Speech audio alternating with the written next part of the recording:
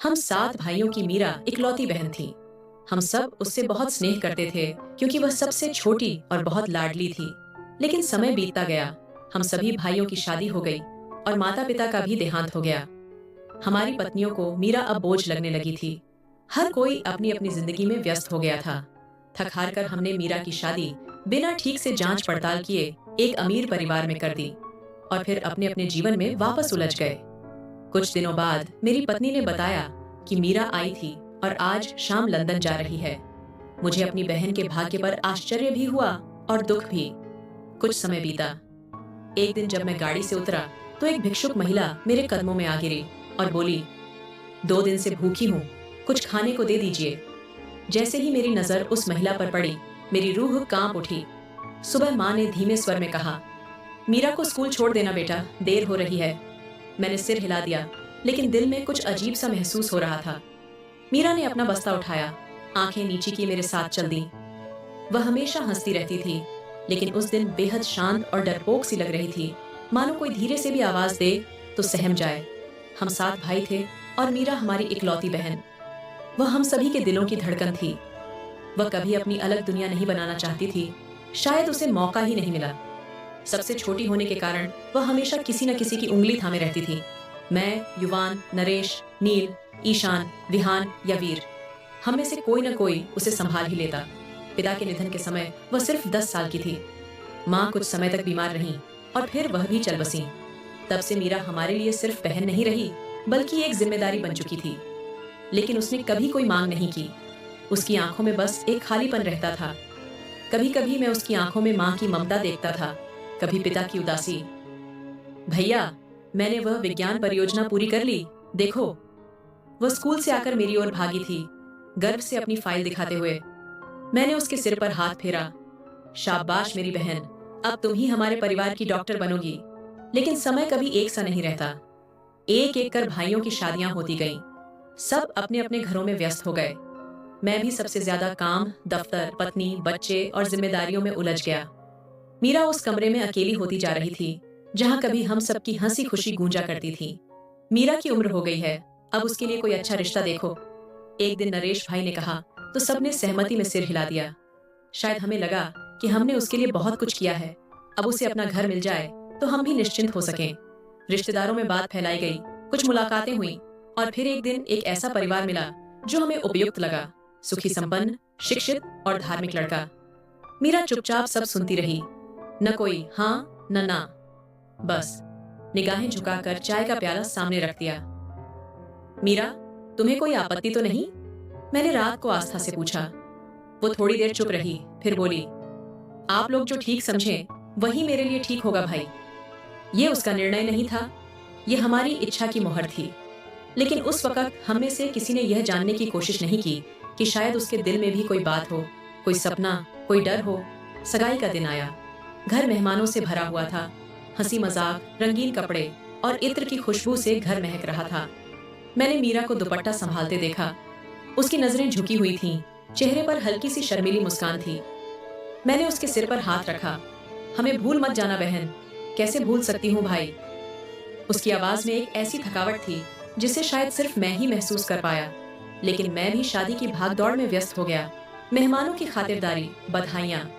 जब वह गाड़ी में बैठकर विदा हुई तो मेरे भीतर कुछ खाली सा महसूस हुआ। शायद हमने अपना कर्तव्य निभा दिया था। यही सोचकर सबने चैन की सांस ली। भाइयों ने एक दूसरे की पीठ थपथपाई, बहन को एक अच्छे घर में भेजने की खुशी मनाई। मगर उस दिन के बाद न किसी ने उसकी खबर ली, न हालचाल पूछा। जिंदगी फिर अपनी रफ्तार से चलने लगी। मैं सुबह दफ्तर जाता, शाम को बच्चे खेलते और पत्नी खाने के लिए बुलाती। मीरा का जिक्र कभी कभार होता, बस जब किसी को उसका सलाम देना होता या कोई दावत होती। आज मीरा आई थी, कह रही थी कि वह लंदन जा रही है अपने पति के साथ। पत्नी ने एक आम से अंदाज में बताया, जैसे यह कोई बड़ी बात ही ना हो। मैं दफ्तर से लौट रहा था, हाथ धो रहा था, तभी थोड़ी देर को रुक गया। पीछे मुड़कर पूछा, मीरा कब आई थी? दोपहर के करीब। कुछ देर बैठी, चाय पी और चली गई। पत्नी ने कहा। मैंने हैरानी से कहा, लंदन? वाह, कितनी अच्छी किस्मत है। फिर चुपचाप कमरे में जाकर मोबाइल उठाया और युवान को कॉल की। सुनो, मीरा लंदन जा रही है। वो बोला, सच में? उसकी आवाज में खुशी थी। अच्छा है, वह वैसे भी बहुत चुप हो गई थी शादी के बाद, शायद बाहर जाकर थोड़ा खुल जाए। मैंने नरेश को भी फोन किया, उसने भी खुशी जताई। नरेश ने कहा, बहन का भाग्य खुल गया भाई, कमाल है। ईशान ने तो खुशी में फैमिली ग्रुप में ही डाल दिया, मीरा लंदन जा रही है।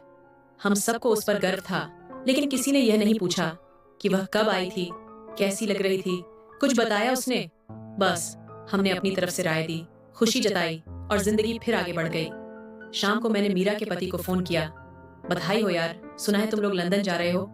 जी भाई, ईश्वर ने अवसर दिया है, वीजा लग गया है, कंपनी ट्रांसफर कर रही है। बहुत बढ़िया, मीरा खुश है? जी जी, बहुत खुश है। उसकी आवाज में सब कुछ था, सिवाय यकीन के। अगले दिन दफ्तर में काम थोड़ा कम था, तो सोचा मीरा को फोन कर लूं। फोन बंद था। व्हाट्सएप पर आखिरी बार 3 दिन पहले ऑनलाइन दिखा। दिल में एक पल को बेचैनी हुई, मगर खुद को समझाया, व्यस्त होगी, बाहर जाने की तैयारी में 100 काम होते हैं। रात को पत्नी के साथ बैठा था, वह घर के खर्चों की बात कर रही थी। फिर अचानक बोली। मीरा कुछ थकी थकी सी लग रही थी, आंखों के नीचे काले घेरे थे और जो ड्रेस पहना था वो भी काफी पुराना लग रहा था। मैंने पूछा, क्या तुमने कुछ कहा? नहीं, उसने बात घुमा दी। बोली, बहुत खुश हूँ, लंदन की तैयारी हो रही है, जरा थकी हुई हूँ। मैं चुप हो गया, दिल जैसे बुझ सा गया, मगर फिर खुद को समझाया, बाहर जाने का तनाव होता है, कुछ ना कुछ तो लगता ही है। एक दिन बाजार गया तो नील मिला, मैंने बात छेड़ी, सुना तूने मीरा लंदन जा रही है? हाँ, सुना तो था, लेकिन उससे मुलाकात नहीं हो सकी। अब तो कभी फुर्सत ही नहीं मिलती। हम दोनों ने एक नजर बाजार पर डाली, लोगों की भीड़, चमचमाती दुकानें, शोर, रोशनी, और कहीं उसी भीड़ में मीरा की परछाई गुम थी। कुछ दिन बाद हम सभी भाई एक दावत में एकत्र हुए। वीर भाई की बेटी का जन्मदिन था। हम साथ बैठे खाना खा रहे थे, हंसी मजाक चल रहा था। मैंने कहा, सोचा था मीरा को भी बुलाऊं, फिर सोचा शायद वह तैयार ना हो या व्यस्त हो। ईशान ने कहा, हाँ, उसके जाने से पहले एक बार सबका मिलना अच्छा रहेगा। वैसे उसके जाने की तारीख क्या है? किसी को नहीं पता था, उसने खुद कुछ नहीं बताया, बस बीवी ने जिक्र किया था। हम सब एक पल के लिए चुप हो गए। नरेश ने कहा, अजीब बात है, कभी वह सबसे करीबी थी और अब लगता है जैसे किसी और दुनिया की हो गई हो। युवान ने कहा, यही जिंदगी है भाई, हम सब अपनी अपनी दुनिया में गुम हो गए। लेकिन अब सोच रहा हूँ, कम से कम एक बार उससे सीधे बात करनी चाहिए। उस रात ने जैसे हम सब पर एक बोझ छोड़ दिया, जैसे हम सब ने मीरा को सिर्फ एक खुशखबरी की तरह लिया था, एक ऐसी खबर जिस पर हमें गर्व हुआ, लेकिन उसके भीतर झांकने की कोशिश किसी ने नहीं की। 2 दिन बाद, एक व्यस्त दिन के बाद, जब मैं दफ्तर से निकला तो रास्ते में विहान का फोन आया, भाई कल थोड़ा वक्त निकालो, सब भाई इकट्ठा होते हैं, बहुत दिन हो गए और मीरा को भी बुलाते हैं, उसके लंदन जाने से पहले एक बार मिलने। मैंने बिना सोचे हाँ कर दी। फोन रखते ही सोचा, कल मीरा को खुद जाकर बुलाऊंगा, कम से कम एक चाय उसके साथ पीऊंगा, कुछ बातें करूंगा। पर जिंदगी कब हमारी योजनाओं की परवाह करती है। उसी रात सोशल मीडिया पर एक दोस्त की पोस्ट देखी, वह किसी मजबूर की कहानी लिख रहा था, सपनों और भ्रम पर। नीचे एक नाम दिखा, मीरा शर्मा। मैं चौंका, क्लिक किया। यह एक साधारण टिप्पणी नहीं थी, किसी ने लिखा था, जब औरतें समझती हैं कि घर से बाहर जाना ही उनकी आजादी है, तब वे अपने कर्तव्य का अर्थ भूल जाती हैं। अचानक एक ख्याल आया, क्या मीरा वाकई जा रही थी या यह सब एक झूठी कहानी थी? अगले दिन मैंने उसी इरादे से गाड़ी निकाली, उसे मिलने और सब कुछ जानने। लेकिन जो उस दिन हुआ वह मेरे लिए एक झटका था, एक ऐसा झटका जिसने मुझे सिखा दिया कि खामोशियां अक्सर झूठ से ज्यादा खतरनाक होती हैं। मैंने जैसे ही गाड़ी स्टार्ट की, दरवाजे के पास एक परछाई लड़खड़ाई। मैंने देखा, एक औरत नंगे पांव, फटी चादर ओढ़े मुझसे लिपट गई और बोली, 2 दिन से भूखी हूँ, कुछ खाने को दे दो बेटा। उसकी आवाज कांप रही थी। मैंने झुककर उसका चेहरा देखा और मेरी सांस रुक गई। यह मीरा थी, मेरी बहन, जो लंदन जा रही थी, अब सड़क पर इस हाल में थी। मेरे मुंह से आवाज नहीं निकली, बस एक सवाल था, डर के साथ, तुम्हारे दिए हुए रिश्ते ने मुझे बेच डाला भाई। उसने सिर्फ यही कहा। मैंने उसे सहारा देकर गाड़ी में बैठाया। चुप था, मेरे पास कहने को कोई शब्द नहीं थे।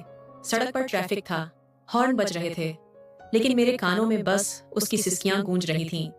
मैं उसे एक जान पहचान के डॉक्टर के क्लिनिक ले गया। वह डॉक्टर भी चौंक गया। यह तो आपकी बहन लगती है, मैंने कहा, हाँ, 2 दिन से भूखी है, देख लीजिए। जांच में पता चला कि वह कमजोरी की सीमा पार कर चुकी है। ब्लड प्रेशर, शुगर, सब बहुत नीचे। डॉक्टर ने तुरंत ग्लूकोज चढ़वाया, खाने को कुछ दिया। मैं वहीं बैठा रहा, एक लफ्ज नहीं बोला, बस उसके हाथों को देखता रहा।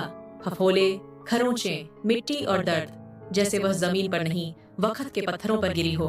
मैंने उससे पूछा, मीरा, ये हाल कैसे हुआ? वह कुछ देर चुप रही, फिर बोली, मैं लंदन नहीं गई, मैं जहन्नुम से वापस आई हूँ। कहाँ जाती, किसे बताती?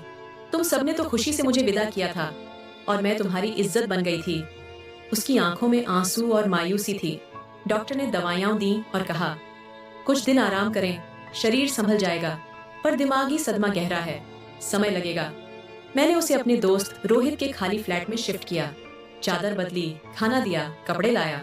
जाते समय बोला, कल सुबह फिर आऊंगा, तब तुम विस्तार से सुनाना। घर पहुंचा तो बीवी ने पूछा, इतनी देर कहाँ लगा दी? मैंने कहा, एक मजबूरी थी, कल बताऊंगा। मोबाइल की स्क्रीन पर मीरा की पुरानी तस्वीरें देखता रहा, बचपन की, स्कूल के दिनों की, शादी के दिन की, और फिर आज का चेहरा। सुबह जल्दी उठा, नाश्ता किया और सीधे उसके पास पहुंचा। दरवाजा खुला था, वह खिड़की के पास बैठी थी। कमरे में एक अजीब सन्नाटा था, लेकिन उसकी आंखों में अब थोड़ा सुकून था। मैंने कहा, अब बताओ मीरा, क्या हुआ था? वह थोड़ा संभल कर बोली, सिर्फ सुनो, बीच में कुछ मत कहना। मैंने सिर हिला दिया। उसने कहा, शादी के 3 दिन बाद ही उसका बर्ताव बदल गया था। एक दिन साफ साफ कह दिया, ये घर तुम्हारा नहीं, तुम सिर्फ एक काम की चीज हो। मैं हैरान रह गई। कोई झगड़ा नहीं हुआ था, कोई बात नहीं बनी थी, सब अचानक बदल गया। सुबह नाश्ता मांगती तो कहता, अपने लिए खुद इंतजाम करो। रसोई में कुछ होता ही नहीं था। कपड़े मांगती तो कहता, तुम मेरे काम की हो, कपड़ों की नहीं। मैंने पूछा, सब्र के बावजूद जुबान क्यों लड़खड़ा गई? तुम सब अपनी जिंदगी में व्यस्त थे। एक बार मैंने तुम्हें फोन किया था, लेकिन नंबर बंद था। फिर मैंने सोचा, शायद यह किस्मत ही है। वो कुछ देर चुप रही, फिर बोली, एक दिन उसने कहा, वीजा लग गया है, हम लंदन जा रहे हैं। दिल को थोड़ी खुशी हुई कि शायद बाहर जाकर कुछ बदलेगा, लेकिन वो मुझे दिल्ली ले गया। एक पुरानी इमारत में लाकर कहा, 2 दिन यहीं रुकना, फ्लाइट पूरी भर चुकी है। वहां 2 और लड़कियां थीं। मुझे शक हुआ। रात मेरी आंख खुली, देखा पासपोर्ट किसी और नाम पर बना हुआ था। मुझे अंदाजा हो गया कि कुछ गलत है। मैंने भागने की कोशिश की, उसने मारा, कैद कर लिया और तलाक जैसे शब्द भी कह डाले। लेकिन एक दिन शायद गलती से दरवाजा खुला रह गया। मैं भाग निकली, स्टेशन पहुंची, एक औरत ने पैसे दिए, बस में बैठकर वापस आ गई। लेकिन घर लौटने की हिम्मत नहीं थी। 2 दिन से सड़क पर थी, किसी ने खाना तक नहीं दिया। एक थाने गई तो वहां ताने मिले। मेरी आंखों के सामने अंधेरा छा गया। मैंने पूछा, क्या तुम्हें यकीन है कि वो तुम्हारा पति था? उसने कहा, नहीं, शादी भी जारी लगती है। उसने कहा था कि रिश्तेदारों के कहने पर शादी की है। मैंने पूछा, किस रिश्तेदार ने करवाया था? तुम्हारे मामा प्रकाश यादव? मैं कुर्सी से उठकर खड़ा हुआ। हाँ, वो तो शादी में सबसे आगे आगे था। लोगों से कहता फिरता था कि ऐसा रिश्ता फिर नहीं मिलेगा। मीरा थक गई थी। मैंने उसे कंबल ओढ़ाया, खिड़की बंद की और बाहर आकर फोन निकाला। युवान, नरेश, नील, सबको कॉल किया। रात को मेरे घर आओ, कुछ दिखाना है, कुछ सुनाना है। रात को सब जमा हो गए। मैंने सबके सामने मीरा की बात रखी। कमरे में सन्नाटा था। नरेश ने नजरें झुका ली, माथा पकड़ लिया। ईशान जमीन घूरता रहा। मीरा अंदर आई, सिर पर दुपट्टा था, थकी हुई थी, मजबूर सी। युवान ने कहा, हमें कुछ नहीं पता था। मीरा ने सिर्फ इतना कहा, आप भी कुछ नहीं जानते, और जाकर चुपचाप बैठ गई। ये वह पल था जब हम भाई एक लम्हे को सबसे छोटे बन गए थे और मीरा सबसे बड़ी। 2 दिन तक मैंने मीरा को अकेला छोड़ दिया। वो चुप रहना चाहती थी, पर मैं जानता था कभी कभी खामोशी भी दवा बन जाती है। फिर तीसरे दिन शाम को सब भाइयों को बुलाया। कोई बहाना नहीं किया, सीधा कहा, आना है, बात करनी है। सब आए। युवान सबसे पहले पहुंचा, फिर नरेश, फिर नील, ईशान, वीर और विहान। सब एक ही कुर्सी पर बैठ गए। चाय मैंने खुद बनाई, बिस्किट रखे और दरवाजा बंद कर दिया। मैंने कहा, तुम सबको एक बात बतानी है और शायद तुम्हारे भ्रम को यह सच मंजूर न हो। कमरे में फिर से सन्नाटा छा गया। मैंने मीरा को बाहर बुलाया। वो हल्की सी चादर में कमजोर कदमों से अंदर आई। सबके चेहरों पर हैरानी की परछाई थी। युवान तक हैरान हो गया। ये मीरा है? मीरा ने किसी को नहीं देखा, बस जाकर कोने में बैठ गई, नजरें झुकी हुई। मैंने कहा, ये वही मीरा है जिसे हमने विदा किया था, और ये वही मीरा है जिसे हम सबने भुला दिया था। नील ने भी संदेह से पूछा, क्या हुआ है? मैंने विस्तार से बताया वह सब कुछ जो उसने सहा, जो उस गिरोह ने किया। दहशत, भागना, चुभना, धोखा। नरेश ने सिर पकड़ लिया। हमें कुछ भी नहीं पता था। हाँ, हमें सच में कुछ भी नहीं पता था। मैंने तो उसे पहुंचा दिया, और यही हमारा गुनाह है। ईशान ने पूछा, तो अब क्या करें?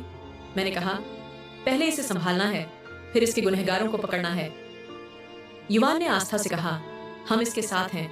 मैंने पूछा, सिर्फ जुबान से या दिल से भी? क्योंकि यह रास्ता आसान नहीं होगा। न परिवार साथ देगा, न कानून, और बदनामी अलग।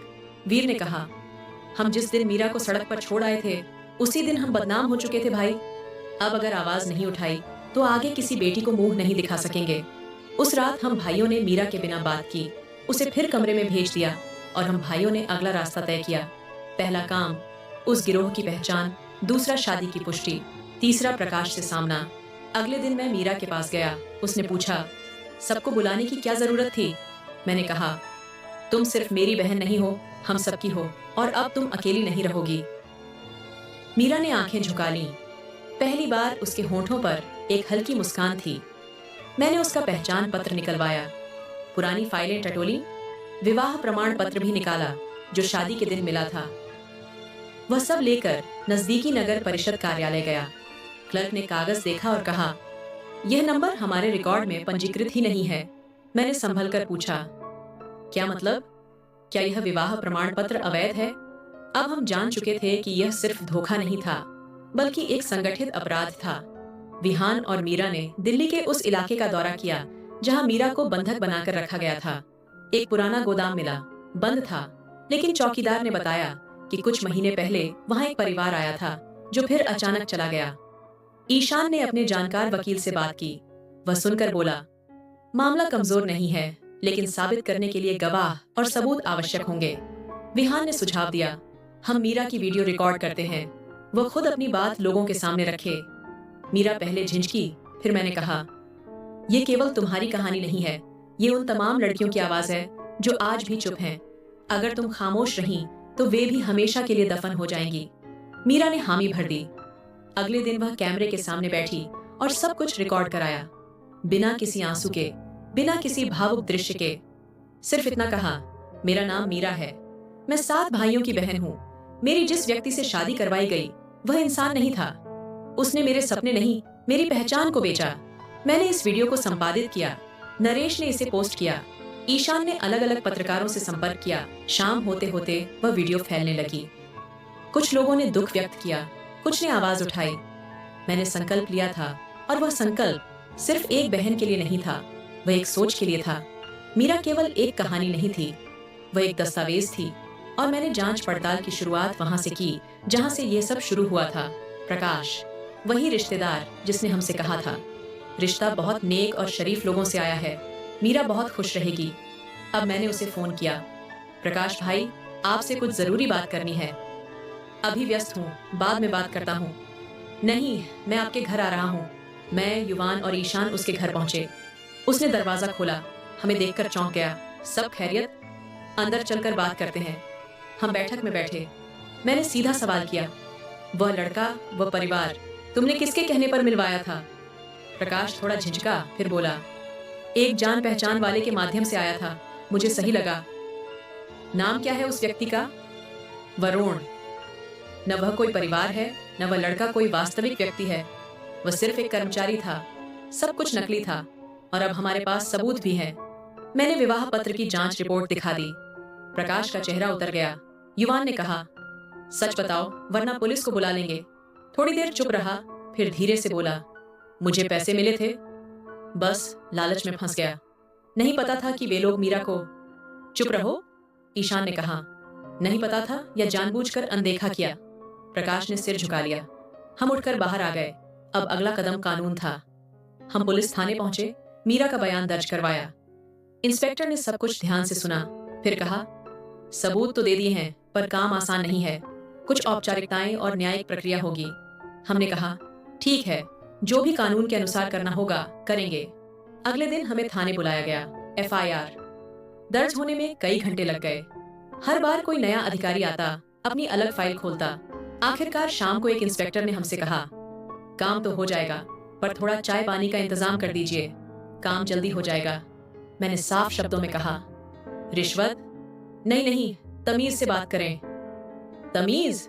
आप जैसे लोगों की वजह से ही यह व्यवस्था सड़ी हुई है। हम वहां से बाहर आ गए। मैंने कहा, अब अदालतों के चक्कर नहीं, अब हम लोगों को सच्चाई बताएंगे। उसी शाम मीरा की दूसरी वीडियो रिकॉर्ड की गई। इस बार उसने अपने पहचान पत्र के साथ तहसील का नाम लेकर बयान दिया, मेरा नाम मीरा है। मैंने अपने जीवन के वो दिन सड़कों पर गुजारे जो किसी बेटी के भाग्य में नहीं होने चाहिए। मेरी शादी सब एक झूठ था। मेरे ही रिश्तेदारों ने मेरा सौदा किया।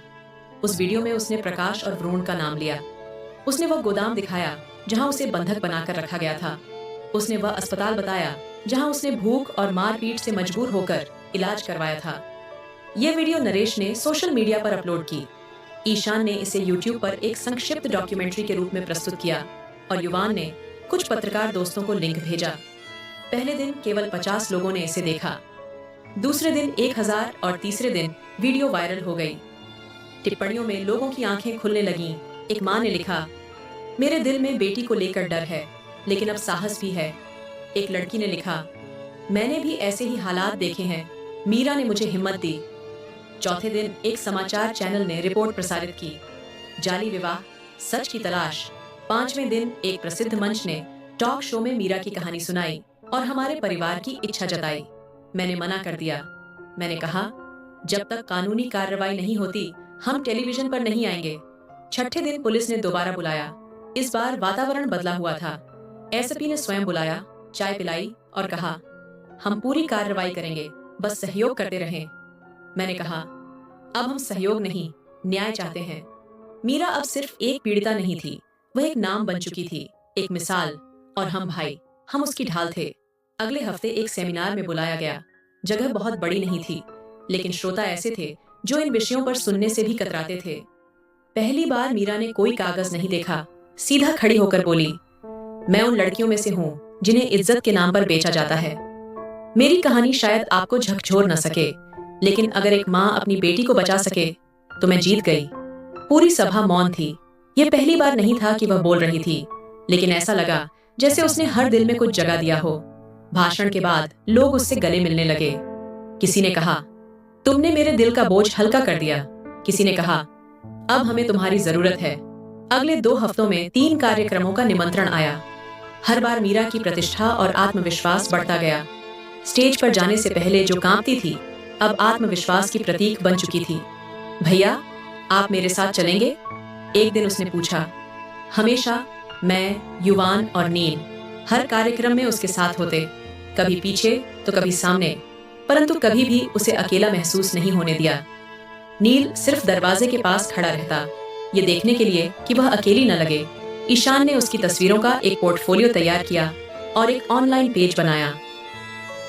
मीरा की आवाज, पहली ही पोस्ट पर सैकड़ों लाइक और शेयर मिल गए।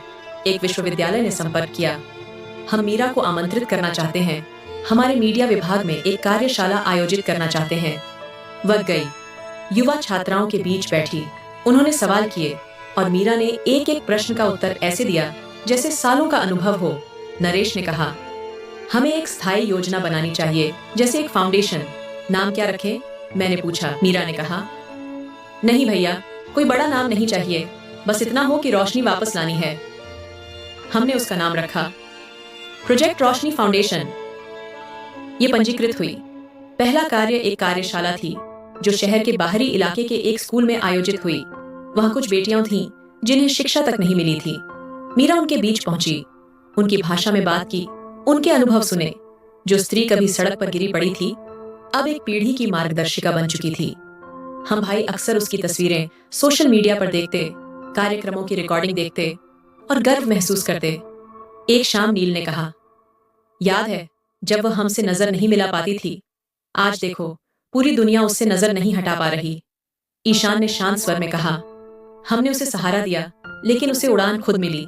एक दिन मीरा ने कहा, भैया एक विचार है, क्यों ना हम गांव की लड़कियों के लिए भी कुछ करें? हमने एक मोबाइल स्कूल की योजना बनाई जो एक वाहन में जाकर बच्चों को पढ़ाए और समझाए। ये विचार हम सभी को पसंद आया। विहान ने एक पुरानी गाड़ी खरीदी। वीर ने उसमें एक सफेद श्यामपट, कुछ कुर्सियां और किताबों की अलमारी लगवाई। हमने उसका नाम रोशनी 1 रखा। मीडिया में इसकी खूब चर्चा हुई। एक रिपोर्ट बनी, एक मुलाकात हुई। एक पत्रकार ने सवाल किया, आप इतनी बड़ी बदलाव की प्रतीक बनी हैं, अब आगे क्या सपना है? मीरा ने उत्तर दिया, सपना यह है कि कोई और लड़की मेरे जैसा सपना न देखे, बल्कि वह उस सपने को असलियत में जिए। ये सब चलता रहा और हम भाई उसकी हर सभा, हर यात्रा, हर बहन के पिछले दरवाजे पर चुपचाप मगर उसके साथ खड़े रहे। सर्दियों की एक शाम वह चाय का कप हाथ में लिए मेरे पास बैठी थी। कमरे में सन्नाटा था। बाहर आती जाती गाड़ियों की हल्की आवाजें थीं। उसने कप मेज पर रखा और कहा, भाई एक बात कहनी है। मैंने उसकी ओर देखा। हाँ कहो। अब मैं शादी करना चाहती हूँ अपनी पसंद से। एक पल के लिए मेरे दिल में हल्का सा कंपन हुआ, लेकिन मैंने तुरंत अपने आप को संभाला। उसके चेहरे पर गंभीर भाव देखे और जवाब दिया, अगर इस बार तुम खुश हो तो हमें कोई आपत्ति नहीं है। मैंने किसी को चुना है, वो स्कूल में पढ़ाते हैं, नाम विवेक है, अच्छे इंसान है और नीयत साफ है। मैंने सिर हिलाया। क्या तुम उससे संतुष्ट हो? हाँ भाई, मैंने समय लिया, परखा। इस बार निर्णय मेरा है। मैंने युवान, नरेश, ईशान और बाकी भाइयों को बुलाया। सभी बैठे। मीरा ने खुद विवेक के बारे में बताया, कहाँ पढ़ाते हैं, क्या सोचते हैं और कब से संपर्क है। इस बार उसकी आवाज में कोई झिझक नहीं थी। नील ने पूछा, कब मुलाकात हुई थी उनसे? एक सभा में, मेरी तकलीफों के बाद। उन्होंने पास आकर कहा था, क्या आपका साहस प्रेरणादायक नहीं है? बाद में फोन पर बात होती रही। धीरे धीरे वह संपर्क मजबूत होता गया और मैंने महसूस किया कि शायद यह वही व्यक्ति है जो मेरे अतीत से नहीं, मेरे वर्तमान से बात करता है। ईशान ने कहा, अगर तुम्हें भरोसा है तो हम सब तुम्हारे साथ हैं। विवेक से मुलाकात रखी गई। वह साधारण कपड़ों में आया, एक छोटे से बैग में किताबें और रजिस्टर जैसे सीधे स्कूल से आया हो। आते ही उसने कहा, मैं रिश्ता मांगने नहीं, जिम्मेदारी लेने आया हूँ। मैंने सवाल किया, क्या तुम्हें मालूम है मीरा के साथ क्या हुआ है? जी, पूरी तरह से। मैंने हर वीडियो देखी है, हर भाषण सुना है और यही मेरे लिए आदर का कारण है। मैं ऐसे ही जीवन साथी की कामना करता हूँ जिसने जीवन को सहा भी हो और सिखाया भी हो। हम सब ने एक दूसरे की ओर देखा, जैसे सब संकोच समाप्त हो चुका था। शादी सादगी से की गई, न कोई हॉल, न कोई फूलों की चकाचौंध। एक छोटे से लॉन में सब भाई, कुछ करीबी मित्र और कुछ महिलाएं मौजूद थीं। मीरा सामाजिक कार्यों में लगी थी। पंडित जी ने वेद मंत्रों के साथ विवाह संस्कार संपन्न कराया। मैंने कन्यादान करते हुए मन से स्वीकृति दी। मीरा ने अपनी मांग खुद रखी, बस एक प्रार्थना, मेरी मर्यादा हमेशा मेरे साथ बनी रहे। विवाह के बाद जब मीरा ने विवेक के साथ अग्नि के समक्ष बैठकर पहला ग्रास खाया तो उसकी मुस्कान में बरसों बाद एक ऐसी चमक थी जो बनावटी नहीं थी, वो भीतर से निकली थी। नरेश ने मेरे कंधे पर हाथ रखा और कहा, देखो भाई, उसकी मुस्कुराहट हमें फिर से जिंदा कर रही है। शादी के अगले दिन ही मीरा ने फाउंडेशन का कार्य फिर से शुरू किया। विवेक उसके साथ होता, स्कूल में पढ़ाता, शाम को रोशनी वोट के साथ स्वयंसेवक की तरह मदद करता। एक दिन मैंने मीरा से पूछा, विवेक कैसा है? भाई, वो मेरे साथ सिर्फ कदम से नहीं, सोच से चलता है। अगर मैं रुक जाऊं तो वो भी मेरे लिए रुकता है। अगर मैं पढ़ाई करूं तो उसकी आंखों में गर्व होता है। अब मीरा के नाम के साथ विवेक भी जुड़ गया था, मगर उसकी पहचान कम नहीं हुई। 1 महीना बीत जाने के बाद विवेक और मीरा ने घोषणा की कि वे अब अपने स्तर पर गांव-गांव जाकर महिलाओं के लिए प्रशिक्षण कार्यक्रम शुरू करना चाहते हैं। विहान ने कहा, हम तुम्हारे साथ हैं, लेकिन तुम्हें अपने लिए भी थोड़ा समय निकालना होगा। मीरा हंसते हुए बोली, हमारी खुशी इसी काम में है। धीरे धीरे दोनों की जोड़ी एक मिसाल बन गई। विवेक स्कूल में बच्चों को साहित्य पढ़ाता और मीरा माओं को आत्मनिर्भर बनाना सिखाती। एक दिन एक गांव की महिला ने कहा, बेटा, तुम्हारी पत्नी हमारे दिल की आवाज है। विवेक ने जवाब दिया, अब यह सिर्फ मेरी पत्नी नहीं, सबकी बेटी है। हम भाई अक्सर उनके साथ यात्रा करते, लेकिन अब अधिकतर समय वे दोनों ही निकल जाते। हमें सुकून था कि अब मीरा अकेली नहीं है और जिसे उसने अपना जीवन साथी चुना है, वह उसकी रक्षा सिर्फ शारीरिक नहीं बल्कि आत्मिक भी करता है। एक दिन मीरा ने मुझे फोन किया, भाई दुआ कीजिए। सब कुशल तो है? मैंने पूछा। वो बोली, जिंदगी एक नए दौर में प्रवेश कर रही है। क्या मतलब? क्या मैं मामा बनने वाला हूँ? मैं हंसा, रोया, दुआएं दी। घर में सबको खुशी से यह खबर दी और इसी अवसर पर हमने वे आंसू भी धो डाले जो बरसों से दिल में दबे थे। मीरा की जिंदगी ने अब एक नया मोड़ ले लिया था। अब वो सिर्फ एक आवाज नहीं, उम्मीद भी बन चुकी थी। और हम भाई अब उसकी कहानी के सिर्फ किरदार नहीं, उसके उद्देश्य के साथी भी बन चुके थे। उस शाम मैं मीरा के घर गया। विवेक स्कूल की बैठक में था। मीरा ने फोन करके कहा, भाई जरा आइए, थोड़ी बात करनी है। मैं पहुंचा तो वह रसोई में बैठी थी, चाय बना रही थी। सब ठीक है? मैंने पूछा। वो बोली, हाँ, बस एक पुरानी परछाई लौट आई है। कौन? अंबर। मैं तुरंत समझ गया, वही लड़का जो कॉलेज के दिनों में मीरा को चुपके चुपके पत्र लिखा करता था। मैंने एक बार सख्ती से उससे बात की थी और मीरा ने तब हर संबंध खत्म कर दिया था। वो अध्याय तो हमने समझा था कि बंद हो गया है। अब वह मुझे ब्लैकमेल कर रहा है। मीरा बोली, कहता है कि उसके पास मेरे कुछ खत हैं और अगर मैं न चाहूं कि वो सबको दिखाए जाएं, तो मुझे कीमत चुकानी होगी। क्या वो खत तुम्हारे हैं? हाँ, उस समय की भावुक कमजोरी में शायद 2 या 3 बार उत्तर दिया था। मैंने उसकी ओर देखा। वह नजरें नहीं चुरा रही थी, बल्कि पूरे आत्मविश्वास से खड़ी थी, जैसे अब डरने वाली नहीं है। क्या कहता है? मैंने पूछा। कहता है, अगर इज्जत बचानी है तो एक बार मिलो, नहीं तो सोशल मीडिया पर सब कुछ डाल देगा। मैंने कुछ देर सोचा और फिर पूछा, क्या वह अब शादीशुदा है? नहीं, वह कहीं बाहर गया था, अब वापस आ गया है और हमारे ही इलाके में रहने लगा है। मैं उठ खड़ा हुआ। उसका नंबर दो। भाई, मैं चाहती हूँ कि यह मामला शांति से सुलझे, विवेक को बिना बताए। क्यों? वह मेरी पुरानी जिंदगी से परिचित है, मगर मैं चाहती हूँ कि वह मेरे वर्तमान पर इसका बोझ ना उठाए। ये मेरी व्यक्तिगत लड़ाई है, लेकिन मैं इसे अकेले नहीं लड़ सकती, इसीलिए तुम्हें बुलाया। मैंने उसका नंबर लिया, फोन उठाया और एक सीधा सा संदेश भेजा। बात करनी है? कहाँ और कब? दूसरी तरफ से तुरंत जवाब आया, कल शाम पुराने स्टेशन के पास अकेले आना। मैंने मीरा से कहा, कल शाम मैं जा रहा हूँ, लेकिन तुम कुछ नहीं कहोगी, बस आराम से रहो। अगली सुबह मैंने ईशान, विहान और नील को साथ लिया। मैंने कहा, कोई झगड़ा नहीं करना है, बस उसका दिमाग ठिकाने लगाना है। ईशान बोला, पुराने स्टेशन के पास मेरे एक पत्रकार मित्र के दफ्तर में कैमरा लगा है, अगर कुछ होता है तो सब वीडियो में आ जाएगा। हमने एक योजना बनाई। मैं तय समय पर पहुंचा। नील थोड़ी दूरी पर कार में था। ईशान पास के चाय वाले होटल में बैठा था। अंबर आया, सफेद कपड़े पहने, बाल संवारे हुए, चेहरे पर मुस्कान। अरे, बहुत दिन बाद भेंट हो रही है। उसने हाथ मिलाने के लिए बढ़ाया। मैंने हाथ पीछे कर लिया। काम की बात करो। तुम लोग मीरा को बहुत ऊंचा ले गए हो, जनता की सहानुभूति, संस्थाओं की समर्थन, मीडिया का ध्यान, लेकिन जो बीता हुआ कल है वो तो कल ही होता है ना। उसे धो सकते हो, मिटा नहीं सकते। क्या कीमत चाहिए? कीमत? मैंने पूछा। मैं पैसों का भूखा नहीं हूँ, वह बोला। बस इतना चाहता हूँ कि मीरा खुद मुझसे बात करे, एक मुलाकात, बस इतनी सी। और अगर उसने बात नहीं की तो वे सारे पुराने खत सार्वजनिक कर दूंगा। लोग सवाल उठाएंगे और विवेक भी। मैं चुपचाप उसकी बात सुनता रहा। फिर जेब से मोबाइल निकाला और उसके सामने लाइव वीडियो चला दी जो ईशान कैमरे से भेज रहा था। सब कुछ रिकॉर्ड हो चुका था। अंबर के चेहरे का रंग उड़ गया। ये धमकी नहीं है, मैंने कहा, ये वही दिखा रहा हूँ जो तुम करने आए थे। ये वीडियो, ये बातचीत, सब सुरक्षित हो चुकी है। अगर अब कुछ भी हुआ तो तुम कानून के शिकंजे में फंस जाओगे। अब फैसला तुम्हारा है, या तो सब खत्म करके वो खत वापस करो, या हम तुम्हें वहीं पहुंचा देंगे जहां उस जाली पति को पहुंचाया था। अंबर का घमंड टूट चुका था। उसने बैग से एक पुराना लिफाफा निकाला। ये रहे वो खत, वापस ले लो। मैंने उन्हें देखा। वाकई मीरा की लिखावट थी, जज्बात से भरे हुए शब्द। लेकिन वो समय, वो लड़की अब कहीं पीछे छूट चुकी थी। एक बात समझ लो अंबर, अब मीरा इन खतों से नहीं, अपने चरित्र से पहचानी जाती है। ये शब्द अब तुम्हारी कीमत नहीं बढ़ाते, तुम्हारी ऊंची हरकतें उजागर करते हैं। अंबर चुप हो गया और मैं वापस लौट आया। रास्ते में नरेश ने कहा, ये पत्र जलाए जाएंगे, लेकिन इसका सबक हमें हमेशा याद रखना चाहिए।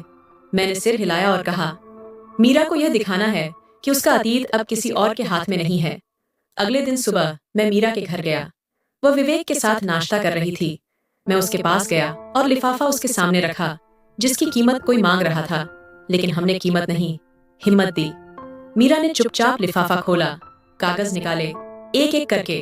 उसने न कुछ पूछा, न कुछ कहा, फिर पास की मेज से माचिस उठाई और अंगीठी में एक एक कर सभी कागज जला दिए। विवेक भी बाहर आ चुका था। वह उसके बराबर खड़ा था। मीरा ने बस एक वाक्य कहा, ये सिर्फ स्याही से लिखे शब्द नहीं थे, ये मेरी कमजोरी का बोझ थे। अब ये राख हो चुके हैं। जलते हुए कागजों की लपटें आसमान की ओर उठ रही थीं और मीरा की आंखों में आंसू थे, मगर इस बार वे आंसू दुख के नहीं बल्कि सुकून के थे। कुछ पलों बाद उसने कहा, भाई, अगर आप सब साथ न होते तो शायद मैं फिर से टूट जाती। मैंने उसके सिर पर हाथ रखा। इस बार हमने तुम्हें नहीं, तुमने हमें संभाला है। उसी दोपहर हम सब भाई मीरा के घर एकत्र हुए। नरेश ने साथ में भोजन किया। युवान बच्चों के लिए खिलौने लाया और विहान ने मीरा के पिछले सभी कार्यक्रमों की तस्वीरें छपवाकर एक एल्बम भेंट की। विहान ने एक सुझाव रखा, क्यों ना हम रोशनी कार्यक्रम को स्कूलों तक ले जाएं, जहां बच्चों को आत्मविश्वास, सुरक्षा और कानूनी जानकारी दी जा सके। विवेक ने कहा, मेरे स्कूल के प्राचार्य से बात हो चुकी है, वे यह कार्यक्रम शुरू करवाने के लिए तैयार हैं। ईशान ने तुरंत कलम और डायरी निकाली। हम एक 5 दिवसीय पाठ्यक्रम तैयार करते हैं।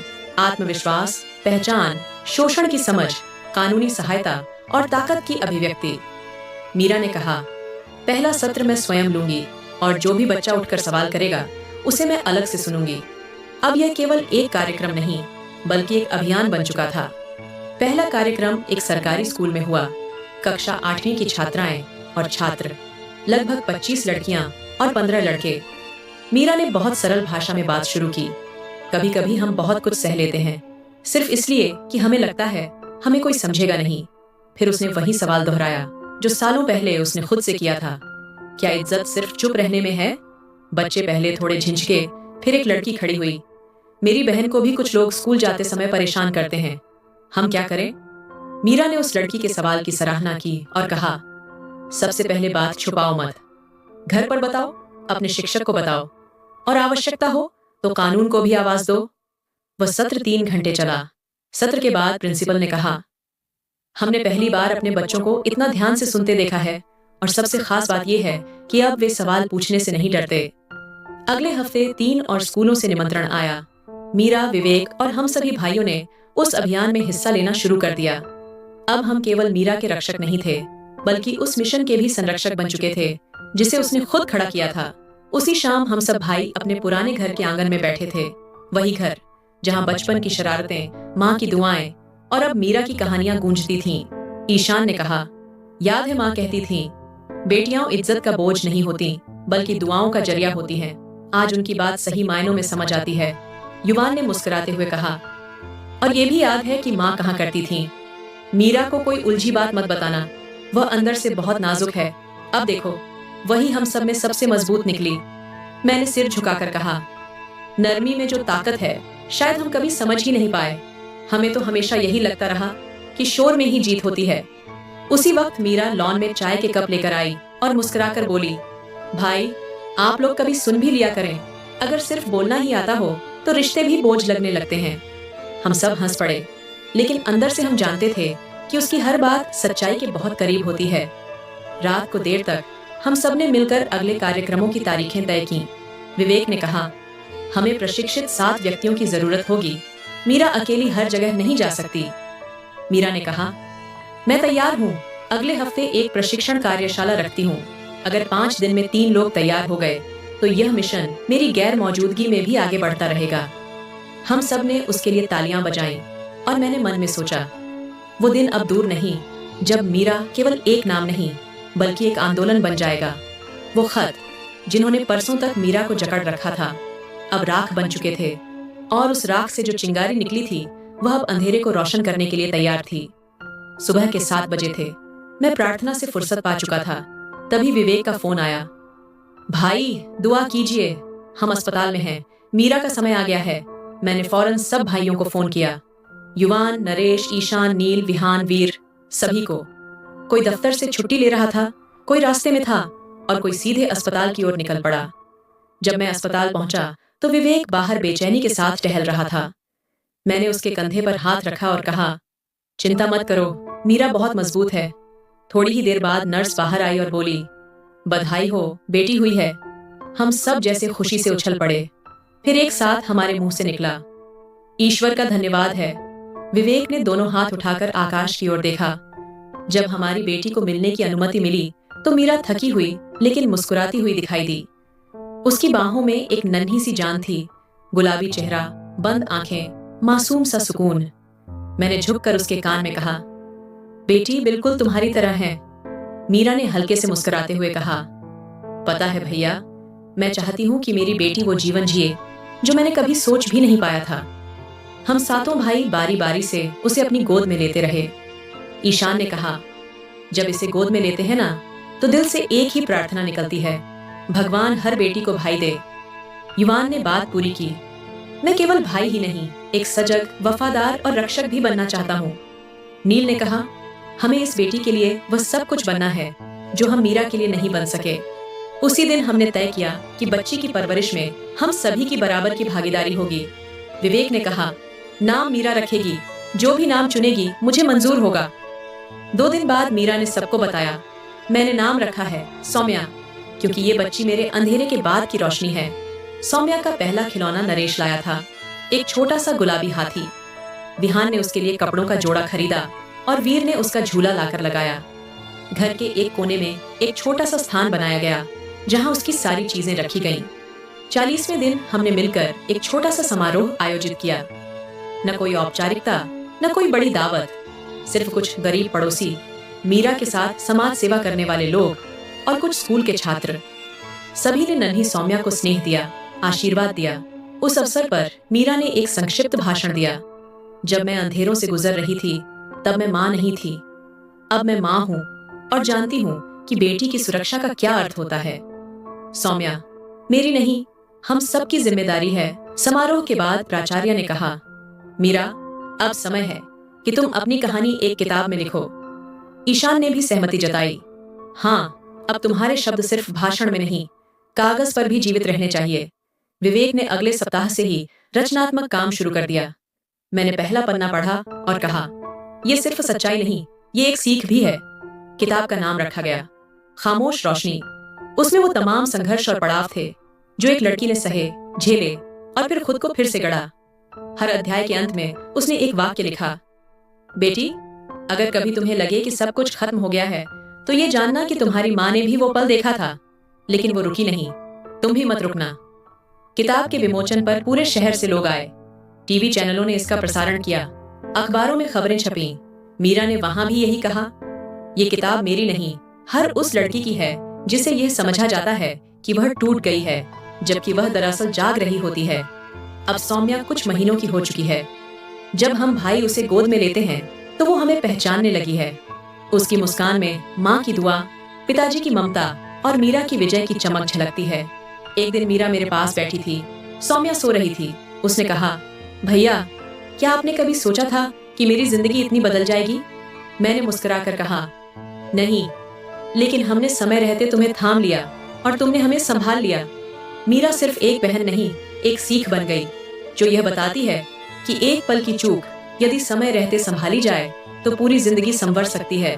और उसकी बेटी सौम्या उस सीख की जीती जागती मिसाल है। रोशनी कभी अचानक नहीं आती, वो बनती है, बिखरती है, फिर जुड़ती है, जैसे मीरा की रोशनी बनी थी, अंधेरे से, पीड़ा से और उन रिश्तों से जो समय रहते जाग गए थे। तो दोस्तों, यह थी आज की कहानी। इस कहानी के बारे में आपकी क्या राय थी, ये कमेंट बॉक्स में जरूर बताइए। अगर आपको कहानी पसंद आई हो तो वीडियो को लाइक करें और स्टोरी कॉर्नर चैनल को सब्सक्राइब करें और बेल आइकन पर क्लिक करके इसे ऑल पर सेट करें ताकि आपको नए वीडियो की सूचना तुरंत मिल जाएगी। धन्यवाद।